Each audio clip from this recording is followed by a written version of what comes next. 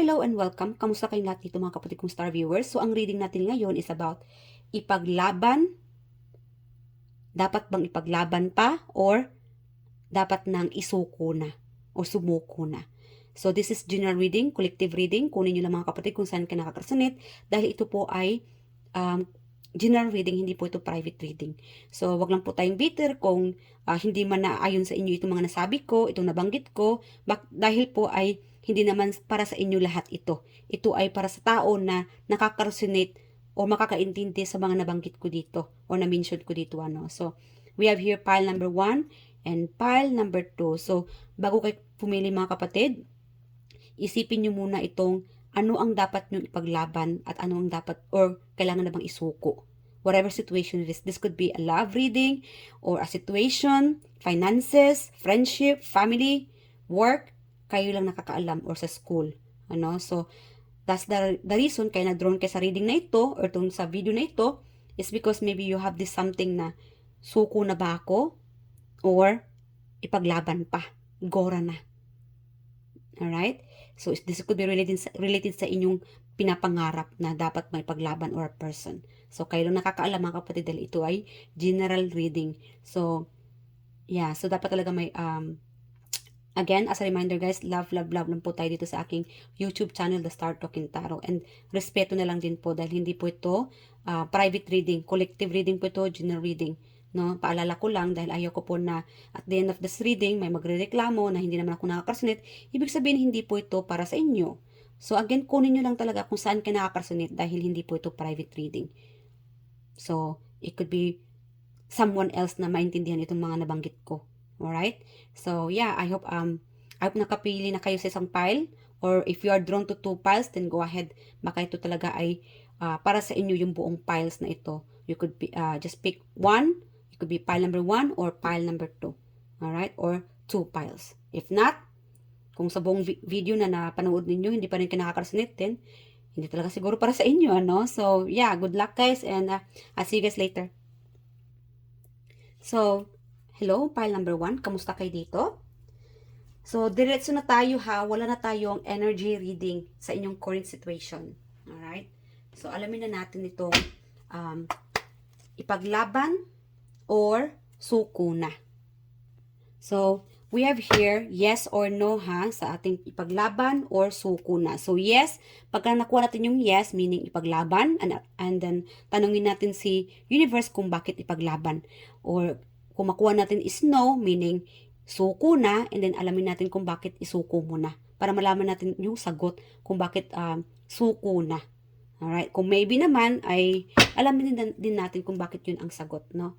So, Spirit Guide Angels, ipaglaban or suko na. So, whenever you watch this reading, guys, isalarawan ninyo itong katanungan kung ipaglaban na ba, ipaglalaban pa rin ba, or isusuko mo na. Alright, Spirit Guide Angels, para makuha natin ang inyong energy,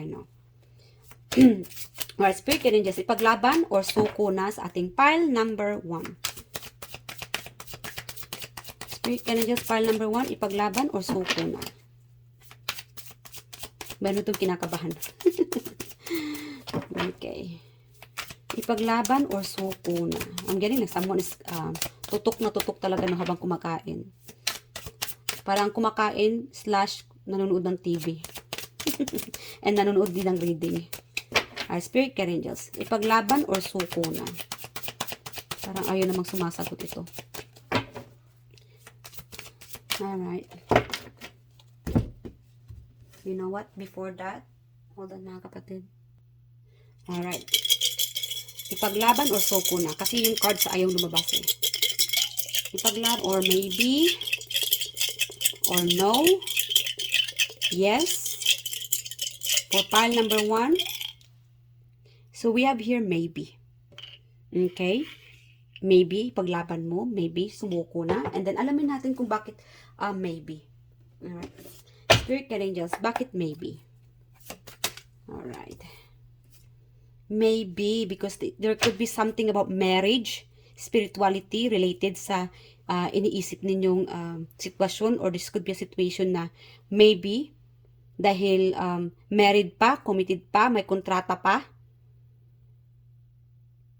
This could be about work-related, or sa marriage, relationship, or paperwork na may kontrata pa. Whatever it is, maybe. Okay? So, kayo lang nakakaalam, mga kapatid. Alright, ano pa? Why maybe? Tell us more about the situation sa iniisip nilang ipaglaban or suko na. Why maybe? High Priestess. Okay. Yeah, so, siguro maybe it's because you might be dealing, okay, wow. So, nakukuha ko lang 2 tao, and then number 2. So, this could be like a relationship, no? Karamihan dito is relationship. Alright. So, meron dito sa inyo na you deserve better. It could be an offer. Okay? Offer sa trabaho or offer sa, it could be you could be dealing na 2 tao. Or something about a situation na 2 ang iniisip mo, or siguro you're in a 2 situation at this moment. Malakas sa inyo ditong number 2.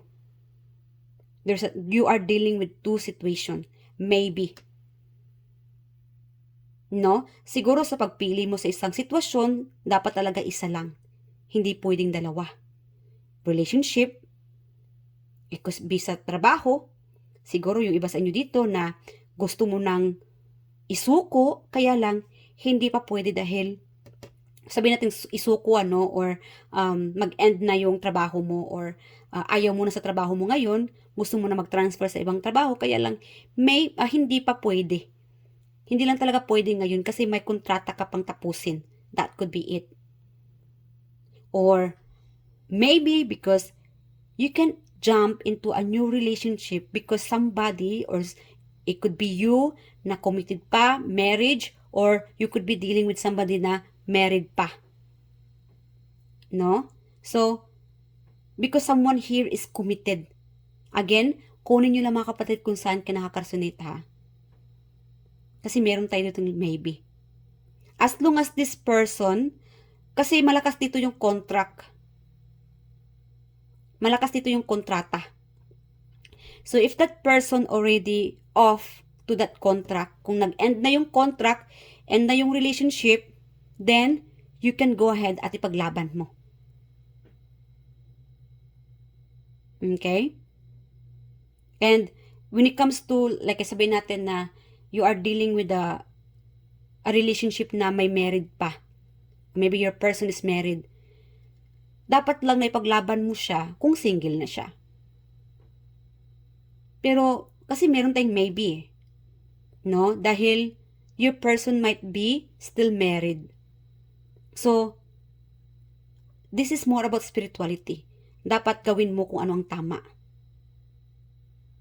Yeah, we have here, dapat gawin nating legal ang ating desisyon, ang ating pagpili. Kasi meron tayo ditong spirituality, eh. You guys are very intuitive. Karamihan sa inyo dito, you are really intuitive and you really believe in God. You really believe justice and punishment. Siguro you could be thinking about people who hurt you from the past, and you deserve this forgiveness, or either forgiveness or itong hihingi ng pagpapatawad. No? Siguro nasaktan ka ng mga tao, or it could be financially, Yeah. Guys, as a reminder, no, kung may tao na lalapit sa atin na hihingi ng tulong, as a reminder, especially sa spiritual, hindi natin kailangan na maging magiging anong tawag noon, you know what I mean, like dito sa picture, okay, either cocky, mayabang, or before nabigyan mo ng tulong itong taong ito, kailangan pahirapan mo pa yung taong ito. Wag naman. Alright? So, wag lang tayo maging mayabang bago tayo magbigay ng tulong sa isang tao. Alright? You should know better. Kasi karamihan sa inyo dito, alam mo kung ano talaga ang tamang gawin. Gawin nating legal na paraan ang ating mga aksyon, ang ating mga ginagawa, ang ating mga desisyon, pagbibigay desisyon. Alright? So, we have here maybe. And I'm also getting like, you could be dealing in a two-situation relationship or mangliligaw. And hindi mo alam kung alin sa kanila ang pipiliin mo, kaya siguro naligaw ka dito sa pile number 1 or sa reading na ito. And we have here maybe. And when you choose, kung sabihin natin magkakaroon ka ng sitwasyon na kailangan mong pumili sa isang tao, piliin mo yung karapat-dapat. Pakinggan mo ang iyong kutob, ang iyong intuition. Do not just judge somebody by its cover. Tingnan mo kung anong nasa loob ng taong yan. Yung sa loobin niya, yung personality niya, yung mga ginagawa niya. Wag lang sa looks niya. That's also another idea. You know, when you make a decision, not just on a person, no? Also sa situation na it could be related sa finances. Pakiramdam mo ang inyong kutob kung itong taong ito ay deserve na tanggapin or mabigyan ng tulong, suporta. But then again, iwasan natin maging mayabang when it comes to pagbibigay tulong. Magbigay tayo ng tulong ng bukal sa ating kalooban. Because we are really spiritually guided. And most of you here, pile number 1, your finances are doing well. Siguro yung mga tao sa inyo are, they are looking up on you. No? Humihingi sila ng tulong sa inyo. Marami sigurong, lately siguro, no, maraming humihingi ng tulong sa inyo. And, yung iba sa inyo dito, nahihiya kayo. Yeah, you are very secretive when it comes to, pagbibigay tulong. And, I'm also getting like, people sees you very mysterious. Yeah, very mysterious person and they want to know you more. Maraming nagpapakilala sa inyo, maraming nangliligaw sa inyo, or maraming nagpapa-express, no, nagpapapampam na may gusto sa inyo, and you just don't know how to show your feeling, kung paano nyo ipapakita inyong nararamdaman. Because you are not showy. Yeah, you might be, yeah, you're like, you kind of have this mysterious, or kaya nga siguro mga tao sa paligid mo, itong mga manliligaw mo, naguguluhan sa inyo. Yung iba, very specific. Naguguluhan sila kung ano ba, kung okay na ba kayo, kung siya na ba, or tutulungan mo ba siya, tatanggapin mo ba siya. Again, kunin nyo lang kung saan ka nakakasunod ito dahil ito po ay general reading para po ito sa lahat. Okay? Yeah. So, what else more? Alright, Spirit, can you just tell us more about pile number 1? Pile number 1. Why maybe? Okay. Alright. So, meron talaga dito na bawal. May pinagpabawal. So, again, karamihan sa inyo dito, gawin nyo kung ano ang nararapat. Pakinggan nyo ang inyong intuition, ang inyong kutob.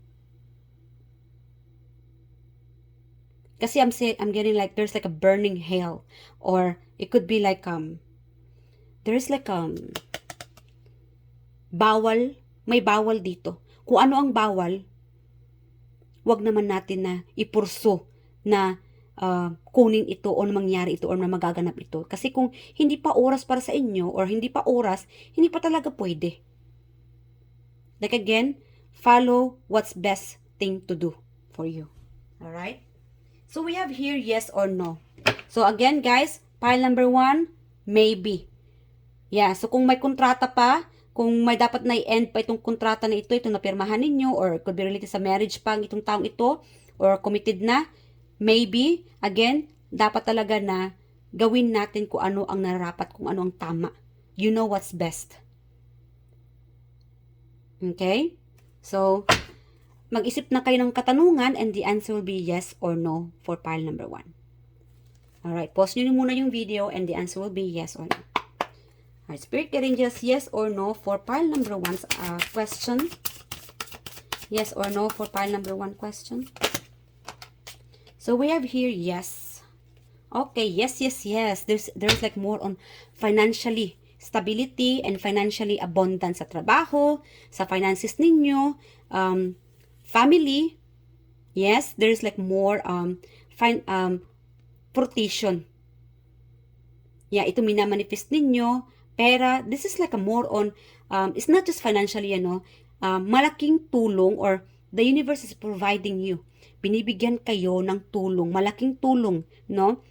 To have this beautiful family, to be with someone you love and you care.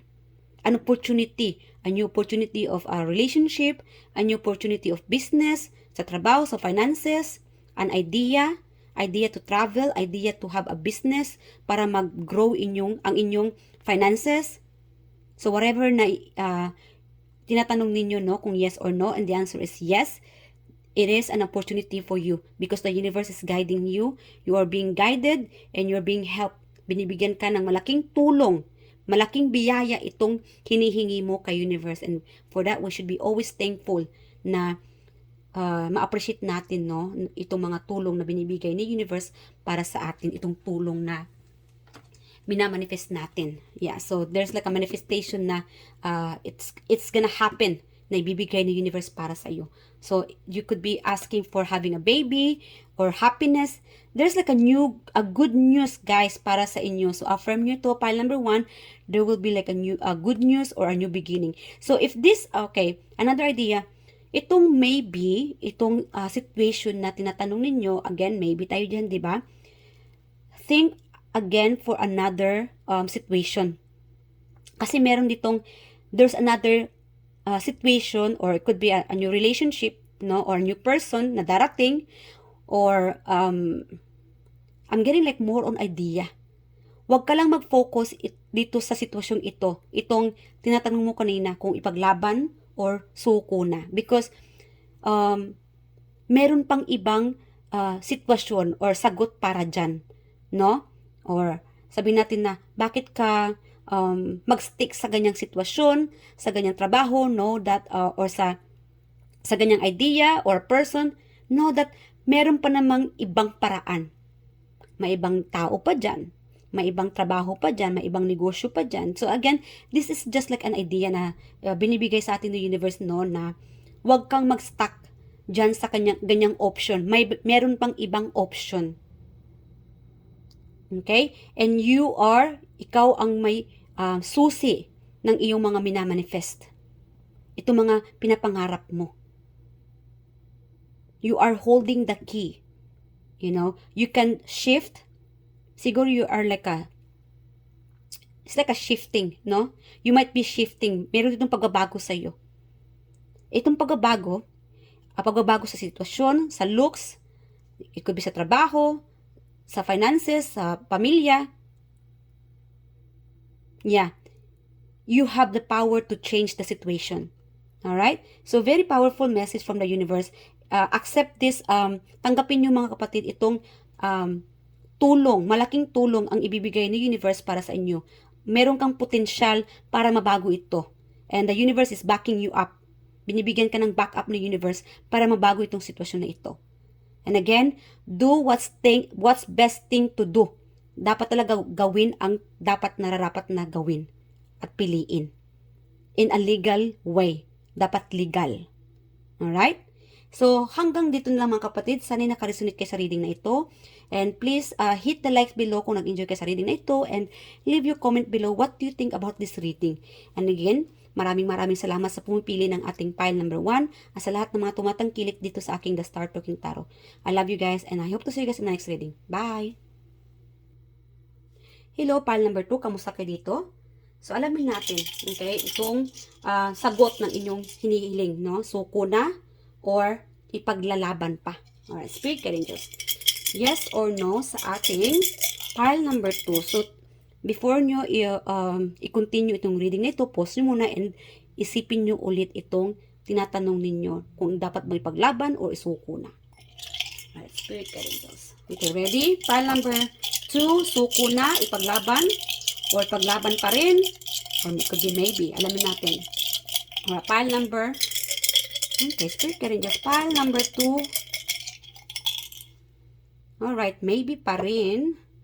This is like the same, parehas pa rin sa sa pile number 1. So, pile number 1 and 2. I'm getting like continue. Parang continue ito ng pile 1 and then pile 2. Siguro may nabitin. But anyway, maybe. Okay? So, undecided pa, no? Alamin natin kung bakit maybe. Alright, Spirit Guide Angels, bakit maybe sa ating pile number 2? Bakit maybe? Pile number 2. Yeah. Maybe because you have to learn. Ang dami mo pang dapat matutunan. Ang dami mo pang dapat matuklasan. Maybe because ang dami mo pang dapat maintindihan sa sitwasyong ito.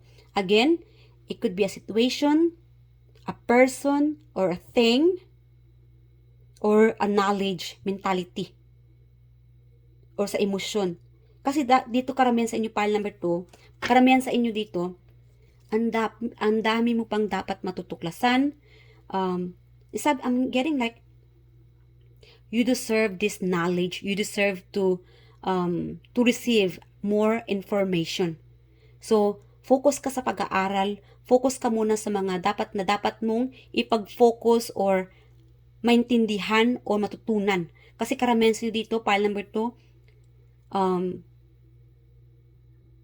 ang dami mo pang in general, in this lifetime, ang dami mo pang dapat matutunan. And that's why we have here maybe.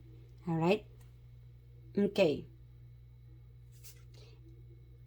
Okay. So, ang dami pang matutunan, knowledge, mag-aral. It could be related sa pag-aaral. It could be related sa, in general, no, sa lifestyle natin, or situation, o sa relationship. Marami ka pang dapat na pagdadaanan, na matutuklasan, na maintindihan, na maunawaan. Mix, no? So, again, kunin nyo lang kung saan ka nakaka-resonate. Dahil ito po ay general reading and collective reading. So, especially when it comes to family matters, relationship, dapat talaga, if you want to continue on having a happy family, dapat talaga marami ka pang pag-aralan mong mabuti kung paano ba magkaroon ng happy family. Sabi natin, paano ba tayo magkakaroon ng happy family? And then, do some research. Mag-outing kayo ng pamilya mo o ng partner mo, or mag-picnic kayo, mag-date kayo, because this will give you giving you more information, no? I'm getting like, you are getting more information. Ang dami mo dapat matutunan, pile number 2. So, kung gusto mong ipaglaban, then do some more research. Kung gusto mong isuko na, then i-research mo kung bakit ko ba isusuko ito? Bakit ko ba i-end ito? It's like that. It's like, tinatanong mo sarili mo kung bakit ba ipaglaban.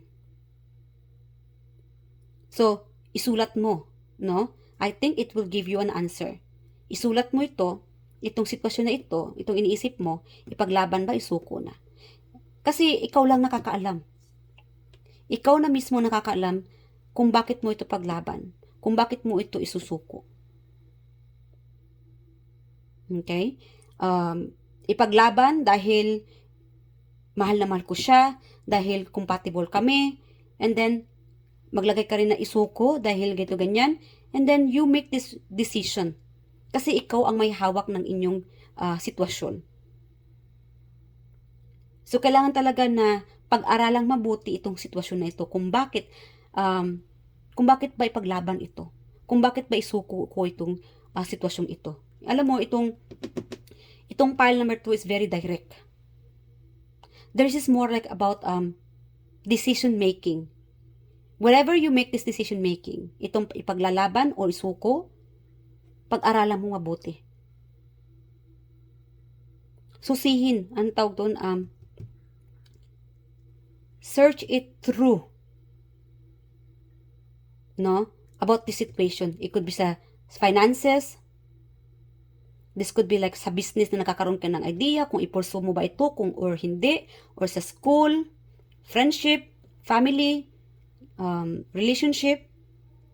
Like again, there's like I think it's good for you na isulat ninyo, mga kapatid, no? Kung ipaglaban or isuko, and then ilagay nyo yung idea ninyo, itong reasons, itong mga rason ninyo sa ipaglaban. Bakit ko siya ipaglaban? Dahil mahal ko siya, ganito ganyan. And then a reason of kung ayaw mo nang ipaglaban. May rason ba kung bakit hindi siya ipaglaban? Or bakit hindi mo ipursu itong sitwasyong ito? Then if there's no reason, then you choose itong ipaglaban. And that will be the answer. Okay? Because you're the one who na kayang ma-handle or kayang makagawa ng itong sitwasyong ito. Or make a move. Yeah. You're the ones who receive this answer. You're the ones who can answer this question. Ikaw mismo ang dapat na sumasagot dito sa sitwasyong ito. Kasi malakas ditong magician talaga. Well, from the beginning, magicians talagang lumalabas sa akin sa both piles, 1 and 2. But this pile, napaka-direct. Okay? Kaya meron tayo ditong maybe. Kasi ayaw sabihin ng universe sa inyo dito ng yes or no. Maybe. Dahil gusto ng universe, kayo na mismo, do some more research. I-research ninyo, isipin ninyo mabuti kung anong dapat mong ipaglaban, kung bakit mo ito paglaban. And no, kung bakit hindi na. Kayo lang nakakaalam. You yourself. Alright? So do more research, especially kung gusto mo magkaroon ng stability, finances, sa trabaho, do more research. Pag-aralan ninyo. Kasi marami kayong dapat matutunan. Siguro nagkakaroon ka ng mga idea. Kung nagkakaroon ka ng mga idea sa business, relationship, or a person, i-research ninyo. Alamin nyo kung bakit mo i-pursue or ipagpatuloy itong sitwasyon ito or itong taong ito. Or kung bakit hindi na. And you yourself will make this decision. Kayo na mismo ang magbibigay ng decision kung bakit ipaglaban, na ipagpatuloy, kung bakit hindi na dapat ipagpatuloy. Because I'm also gonna follow what's in your heart. What's in your soul. Sundin nyo, mga kapatid, kung ano ang nasa puso ninyo. Kung ano ang tinatawag ng inyong kaluluwa, ng inyong isipan. Yeah. You guys are very intuitive here. Psychic. Alright? So, very direct. Yeah. So, move na tayo. Wala na masyadong si universe. Yun lang ang sagot para sa inyo. Pile number 2. So, we have here yes or no. So, think about the question and the answer will be yes or no for pile number 2. Okay? Pause nyo yung video and think about the question. Mag-isip kayo ng tanong, itatanong ninyo, and the answer will be yes or no. Alright, Spirit Guide Angels, ready na kayo mga kapatid? Yes or no for pile number 2, please. Pile number 2, yes or no? So, again, we have here, maybe. Maybe it's time for you to move forward. It's time for you to relocate. It's time for you na makapag-healing. Or it's time for you to change relocation, mag-travel, changing idea, or changing something about pagbabago nakukuha ko dito pagbabago. Relocation, or maglipat ng panibagong trabaho. Again, ikaw lang nakakaalam ha. Kasi I'm getting like, it's time to make progress. Magandang pagbabago sa sitwasyong ito. Alright? So, we have here calmer water, healing, progress, moving on, moving forward, things calming down, calm after storm, overcoming hardship, relief, stability, escaping, or running away journey. So, again, kunin nyo lang guys kung saan ka nakaka-resonate dito ha sa mga tinatanong ninyo, no? And the answer here, we have here maybe. You could be in a journey of it's time to moving forward. It's time to relocate. It's time to learn. Kailangan talaga na oras na mga kapatid para pag-aralang mabuti kung paano ba aangat ang iyong buhay. Kung paano ba magkakaroon ng pagbabago, magandang pagbabago sa pamilya mo, magandang pagbabago sa sarili mo, o magandang pagbabago sa iyong career, sa finances. Alright? Kasi karamihan sa inyo dito, do more research. Mag-aral kayo, pag-aralan nyo ito, at alamin, kasi karamihan sa inyo dito, pile number 2, ang daming pang dapat matutunan. And you might be getting more download or information from the universe. So, pay attention to that. Kasi yung iba sa inyo dito, nagkakaroon kayo ng idea na dapat ko mag-aral. Kasi may plano akong gawin ito. Then, go for it. Kasi kaya mo yan. Yeah, kaya mo makapagtapos ng itong kursong ito dahil itong kurso o itong pinag-aralan mo o itong gustong matutunan, this will help you, ito ay makakatulong sa inyo para naman mag-evolve itong buhay mo sa future. This is like more about future. Whatever idea na meron kayo ngayon or na-experience nyo ngayon, it's time to do more research, thinking about clearly na sa future ninyo, pag-aaralan, idea sa pagtrabaho, sa negosyo, no? Or sa stable, more on stability, kailangan talaga pag-aaralan. Because this will help you. Ito ay malaking tulong na ibibigay sa inyo para sa inyong future. More on future dito sa inyong pile number 2. Okay? Alright, so advice na tayo. Final advice. Okay. Alright, hold on. Alright, Spirit Guide Angels, final advice from the universe. So we have here, risk it or slow down. So slow down guys, kailangan maglagay ka na muna ng oras para magkaroon ng clarity ang inyong mentality, physically, emotionally. Kailangan siguro kailangan niyo mag-day off muna or spending time more for family and friends. Siguro kailangan niyo na muna magpahangin, magpalamig, or whatever it is na mai-relax ang inyong isipan or inyong emosyon, ang inyong pangangatawan. Alright? So, slow down when it feels like our world is spinning out of control. I'm sorry. Paki-pause na ng video mga kapatid and you can read it with yourself. Okay? So, when it feels like your world is spinning out of control, it's easy to get overwhelmed. This is a good time to begin a daily meditation practice. So, kailangan talaga pagka na-overwhelm na, no, nasobrahan na, or napagod ka na, nakaka-drain yung energy, kailangan talaga mag-meditate, or oras na para mag-meditate, manalangin, or space, no, isolated muna saglit. Your mind is the most open and receptive in the morning, which is why it's helpful to start your day with centering exercises. Cultivate stillness within and know that there is no rush. At the end of our days, we won't care about our to-do list. We'll wish we had loved more, live more, and been at peace. Don't wait. Slow down now. So, slow down muna kapatid. Huwag magmadali. No? Whenever you make this decision or whatever situation you are, wala kang dapat na ipagmamadali. Okay? Take it easy muna. Kalma ka muna and magbigay ka muna ng oras sa sarili mo as pamilya mo or to your loved one. No? So, risk it.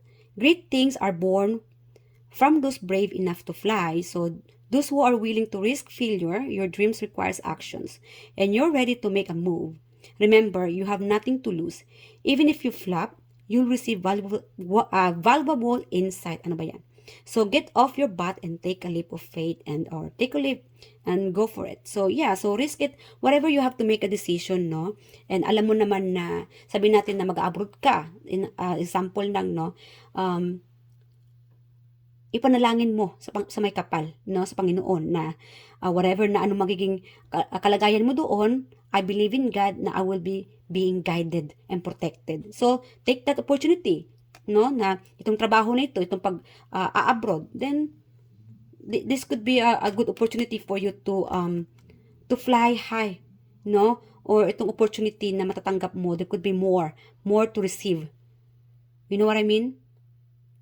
Yeah. Kasi kung napapangunahan ka ng mga negatibong idea or takot, wala talaga mangyayari. Dapat talaga positibo ka lang. So, and manalangin and believe in, manalig tayo sa Panginoon. Yun ang dapat. Alright? So, hanggang dito na lang, pile number 2. Sana nakarasinit ka sa reading na ito. And I love you guys. Please hit the likes below about this video. And leave your comment below what you think about this reading. So, I love you guys. And I hope to see you guys in my next reading. Maraming salamat po and goodbye. Thank you.